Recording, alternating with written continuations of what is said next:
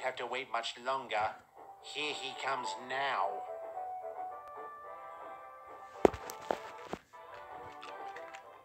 Well, Duke, here I am. What did you want to see me about? Not me. Toby. He says he's got something that might help this little jinx problem of yours. A scrapper's torch? Sounds like a perfectly good idea to me. Don't be morbid, Stanley. All right, Toby, what have you brought? My guard's bringing it up right now. Ah, of course. Why didn't I think of that? Brilliant, Toby. It's a lamp. Duke, is this some kind of joke? There's nothing funny about this lamp, Stanley. It's magical, I tell you. A magic lamp. So, you rub it and a genie pops out? Duke, are you feeling all right? He doesn't mean that literally, Andraess. He just means its effects are magical. You mean outside of illuminating darkness? Quite. It's a lucky lamp, and it has brought good fortune every... Wait, how did the lamp go from here to the Skarloey Railway? Oh, that's a story for another day. Surely I've hammered home the point by now that this lamp is lucky. You tell a convincing story, Toby. Still, I'm a little skeptical. Just try it, Stanley. I promise, once you start using it, your jinx will go away faster than you can say, fire! I don't think that's the expression, Andraess. No, I mean literally, there's a fire! Blimey, looks like...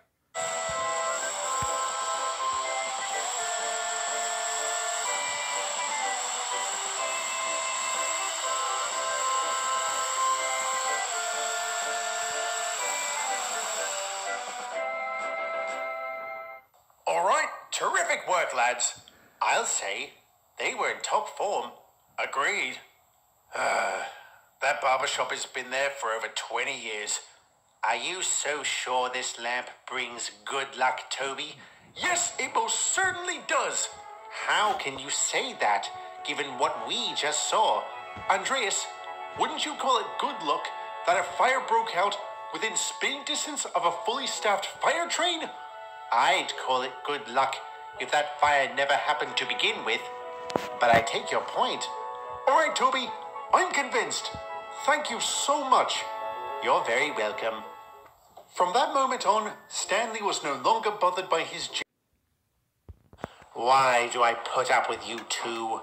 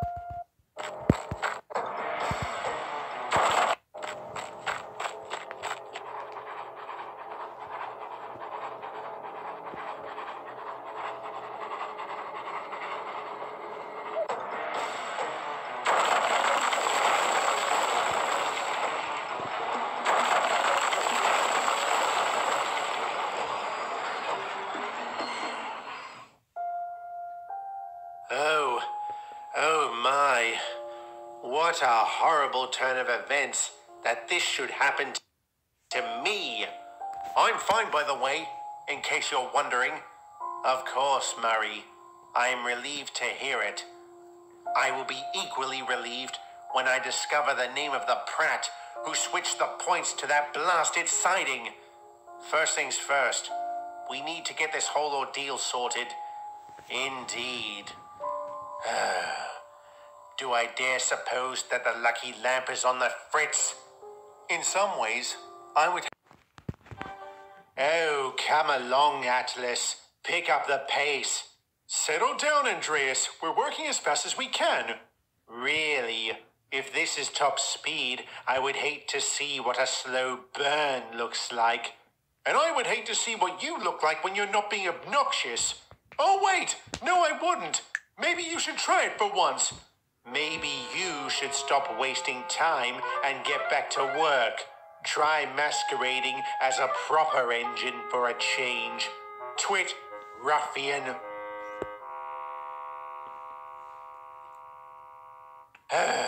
Unbelievable. First, Atlas's incompetence holds me up. Then I nearly burst my safety valve trying to make up for lost time. And now the wretched points have jammed, keeping you here, Edward. It's very annoying, no question about it. But what's this about Atlas's incompetence?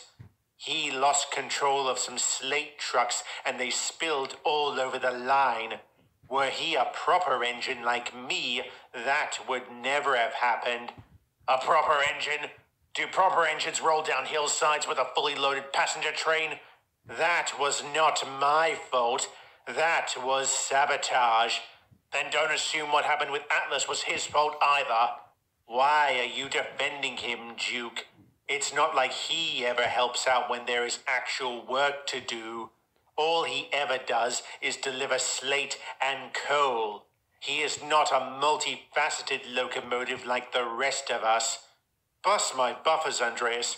You sound just like me back when I worked on the Furness Railway. I don't believe that. It's true, Duke. I once had a very and he thankfully forgave me. Well, thank you for sharing that, Edward. Yes, a very quaint story. Though I fail to see the point of it. The point is, don't write off an engine just because you're too narrow-minded to see their qualities. He's right, Andraess. I used to think Stewart and Falcon were impertinent scallywags. They are. Yes, but I used to think they were just that. Nothing more. But I've since seen how hard they work. And do you know why that is, Duke? It's because they are proper engines. Huh. What a waste of a good story. I would hardly call it good. I will say it is far less of a ramble than the last one you told me. I appreciate the feedback, even if it is in that corrosive tone of yours. It doesn't sound like you've completely thrown off the attitude of your pre-sodor days. Now, if you will excuse me, gentlemen, I have squandered enough time here. Good day. And I used to think Gordon was a pompous prat.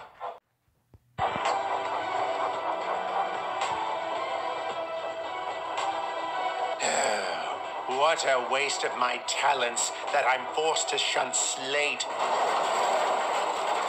What in fizzling fireboxes was that?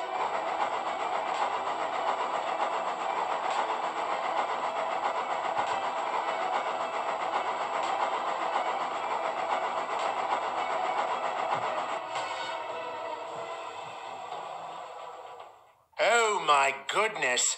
Atlas, are you all right? I've been better. Ow! Now I know how Stewart felt. Don't worry, I'll go get help. Sit tight. I don't know what else you expect me to do.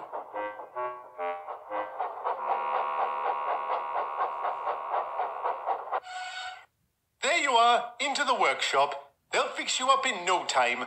No time would be great. I've got to get back to work. Come now, Atlas. Your well-being is far more important. My well-being, and yours for that matter, depends on our work. If we can't keep this railway open, we're in trouble.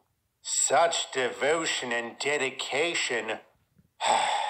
Why did you have to be right, Edward? What do you mean? Nothing. Atlas, I apologize for all the horrible things I've said to you over the years. You are a true engine, an inspiration to us all. Are you dying or something, Andraess? No, Stewart. I am being sincere. Oh, well, thank you, Andraess. I'm thrilled to hear that. And as for your work, you needn't worry. I will cover your shifts to the best of my abilities. In that case, the railway is in good buffers. You are a gallant chap, Atlas.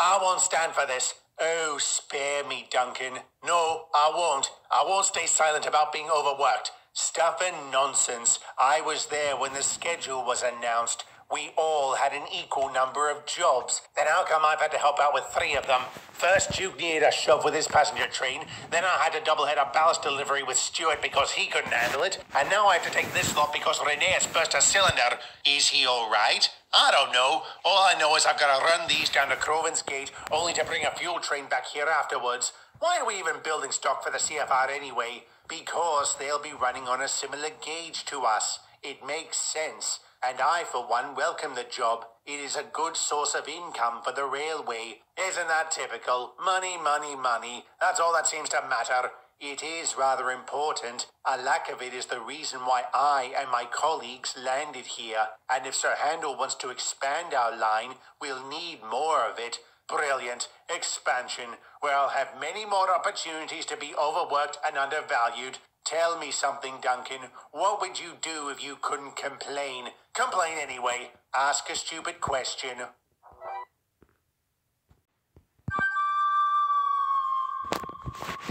Fizzling fireboxes. Where's Andraess? He should have relieved us 10 minutes ago. I'm sure he'll be along soon. Sooner still if he had larger wheels. Why Mr. Sam took on that little runt, I'll never know. Careful, Duncan. You would do well to not insult my friends. This coming from the bloke who didn't think he was a proper engine. And I was wrong then. I realized too late he was as important to the MSR as he is now to the SKR. Need I remind you he is the reason why our line is in such good condition?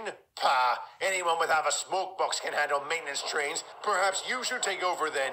Well, it's about time. What kept you? And what's that rubbish? I'm rusty. I can see that. What, couldn't Sir Handel get an engine in good nick? That's his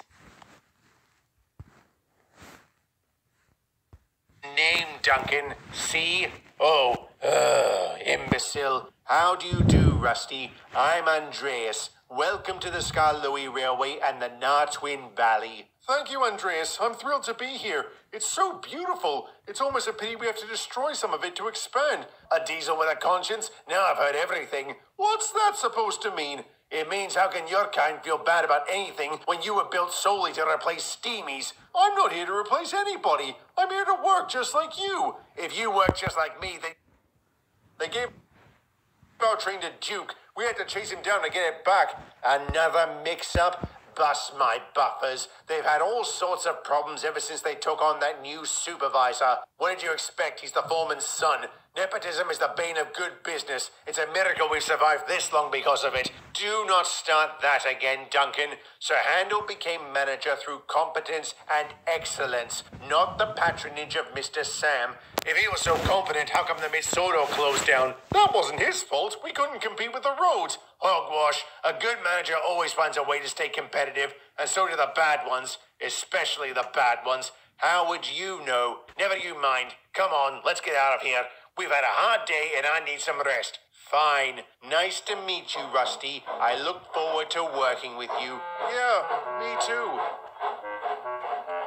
Pulling the kettle red. What are you doing here? Trying to deliver a train of dynamite into the valley. They said you derailed, so I came over to see if Rusty needed help. No, thank you, Andraess. Everything's sorted. Good work. I don't suppose our belligerent colleague here has said anything to that effect? What do you think? Is it so hard to say thank you, Rusty? Why would I thank him for doing his job? How many times have I been thanked for doing the same? It's always about you, isn't it? Sometimes I wonder why I bother talking to you. I wonder the same thing. Anyway, I'm back on the rails and I've got a train to take. Where's your train, Andraess?